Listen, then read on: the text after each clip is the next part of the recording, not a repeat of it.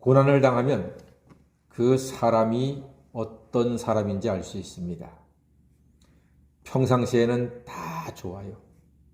평상시에는 다 의인 같고 다 성인군자 같습니다. 그런데 고난을 당하면 그 사람의 본색이 드러난다고 하지 않습니까? 그래서 한 3일만 여행을 해보면 그 친구가 어떤 친구인지 어떤 사람인지 알 수 있다고 합니다. 하나님께서 우리에게 이 땅을 사는 동안에 많은 연단과 훈련을 하시거든요. 그런데 하나님을 믿지 않는, 하나님 없는 사람은 고난이 왔을 때 사람과 이웃과 환경을 탓합니다. 자기는 책임이 없어요. 전부 다 주변 것들만 책임이에요. 그러나 하나님을 믿는 사람은 고난이 왔을 때 하나님을 먼저 바라보고 하나님을 의지하고 하나님께 회개합니다. 이것은 대단히 큰 차이점입니다. 욥을 동방의 의인이라고 부르는 중요한 이유가 바로 이 지점에 있습니다. 욥은 고난 중에 하나님을 바라봤습니다. 하나님을 주목합니다. 자, 욥기 16장 18절 말씀을 한번 다 같이 읽어보겠습니다. 시작. 땅아 내 피를 가리지 말라. 나의 부르짖음이 쉴 자리를 잡지 못하게 하라. 이게 무슨 말일까요? 땅아 내 피를 가리지 말고 나의 부르짖음이 쉴 자리를 잡지 못하게 하라. 이게 무슨 뜻입니까? 이것은요, 하나님께 내 기도가 드려지기를 바라는 마음입니다. 하나님을 바라보는 마음입니다. 욥의 신앙은 분명합니다. 욥의 믿음은 선명합니다.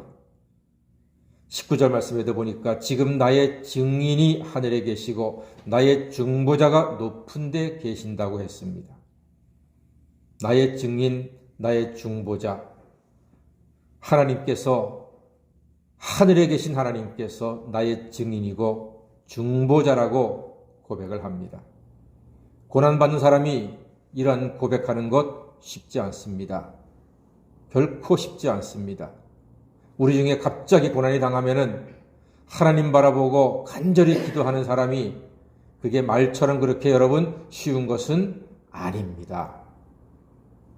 옆에 사람이 고난당했을 때 하나님께 기도해라는 말은 쉽게 나오지만 내가 고난당했을 때 내가 하던 말처럼 그렇게 하나님만 바라보고 의지하는 것 간단한 일이 아니고요. 쉬운 일은 아닙니다.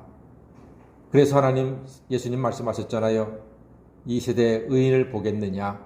참 믿음을 보겠느냐? 그게 그렇게 말처럼 쉬운 것은 아닙니다. 하지만 계속 그렇게 입으로 고백하고 말하면은 나도 모르는 사이에 그 말이 내 행동을 옮겨가게 되거든요. 그러니까 목사는 강단에서 고난받을 때 기도하세요.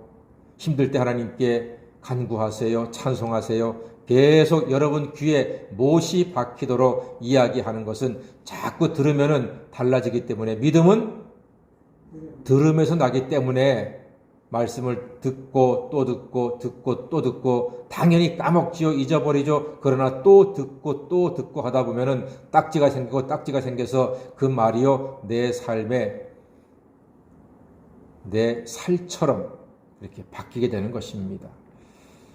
욥의 신앙이 참으로 놀랍습니다. 인생의 고난 중에 우리가 살 수 있는 유일한 길, 하나님을 바라고 의지하는 방법 외에는 아무것도 없습니다.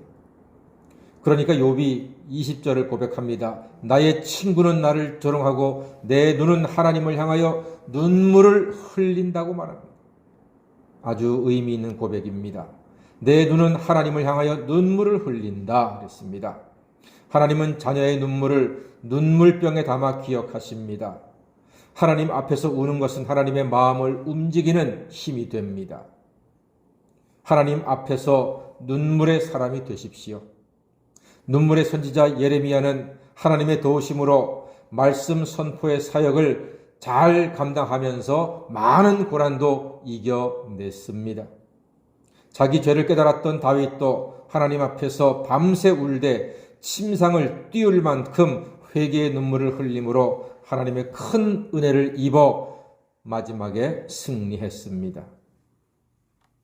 아내가 고함치는 소리보다 말없이 흘리는 눈물에 남편의 마음이 찔림을 받고 변화도 하게 되는 거예요. 시끄러운 바가지 소리보다 조용히 흐르는 눈물이 훨씬 더 큰 힘이 있습니다. 여러분, 남편이 정말로 변화가 되길 원하시잖아요? 그러면 바가지를 멈추시고 밤에 머리 풀고 조용히 울어보세요. 그러면 남편 변화됩니다. 눈물이 더 힘이 센 거예요. 욥은 눈물로 하나님께 간구하며 자기의 인생이 어떠함을 깨닫고 고백합니다. 22절 말씀 보니까 수년이 지나면 나는 돌아오지 못할 길로 간다. 이렇게 말합니다. 무슨 말이죠? 그 길은 바로 17장 1절에 있는 길입니다. 다 같이 한번 읽어볼까요? 시작. 나의 기운이 쇠하였으며 나의 날이 다하였고 무덤이 나를 위하여 준비되었구나. 예, 무덤이 나를 위하여 준비되었다고 고백합니다. 크고 많은 고난을 당하면서 누군들 울지 않고 누군들 죽음을 생각하지 않겠습니까? 그런데 욥의 놀라운 점은 3절에서 드러납니다. 3절 보니까요. 청하건대 나에게 담보물을 주소서 나의 손을 잡을 자가 누구리까 말합니다. 나에게 담보물을 달라. 하나님께 담보물을 요청합니다. 이 말은 곧 하나님이 나의 담보물이 되어주세요 라는 말입니다. 하나님이 나의 담보물이 되어주신다면 우리는 고난과 절망을 딛고 다시 회복의 길로 걸어갈 수 있습니다. 그런데 여러분, 요즘 사람들 보증 잘 서줘요, 안 서줘요? 안 서줘요. 여러분이 부탁하면 보증 절대로 안 서주지요. 그러면 남들이 여러분에게 부탁하면 보증 서줍니까? 여러분도 안 서주잖아요. 예수 믿는 사람들이 보증 더 안 서줘요. 잠언에 말하거든. 보증 쓰지 말라 써있거든. 사람이 하는 보증은요, 금방 망가지게 되고 무너지게 됩니다. 그러니까 보증 섰다가 큰일 나는 거지요. 그런데 오늘 욥이 하나님이 내 보증이 되어주세요. 이렇게 지금 간구하고 있습니다. 여러분, 보증을 서도요, 어떤 큰 부자가 우리에게 보증을 서주잖아요. 그러면 돈을 빌려서 일을 할 수 있게 됩니다. 우리가 보증 안 서주는 이유는 내가 보증 서주는 사람이 망할버리면은 나한테 1억, 2억은 엄청난 돈이니까 우리는 감당이 안 되잖아요. 그런데 뭐 재산이 수천억 있는 사람은 1억, 2억은 그건 껌값 아닙니까? 그러니까 보증 서줘도 아무 문제가 없는 거예요. 큰 부자가 보증을 쓰면은 끄떡없는 거예요. 욥이 그걸 알아. 하나님이 너무나 큰 부자이시니까 나의 보증이 되어주세요. 내 담보물이 되어주세요라고 간구하는 것입니다. 그래서 우리는 언제든지 모든 일을 간절한 마음으로 하나님께 아뢰고 하나님이 내 인생의 담보물, 보증이 되어주시기를 간구해야 하는 것입니다. 눈물로 기도함으로 하나님이 감동하시면 하나님이 우리의 보증이 되어주십니다. 그러면은 우리는 잘 풀리는 거지요. 큰 부자가 보증을 서주면 필요한 돈을 구할 수 있듯이 온 우주 최고의 부자요 능력자이신 하나님의 보증으로 이 세상에서 형통하시고 하늘의 신령한 복과 땅의 기름진 복을 풍성히 누리는 하나님 자녀가 되시기를 주님의 이름으로 간절히 축원합니다. 아멘. 기도하겠습니다.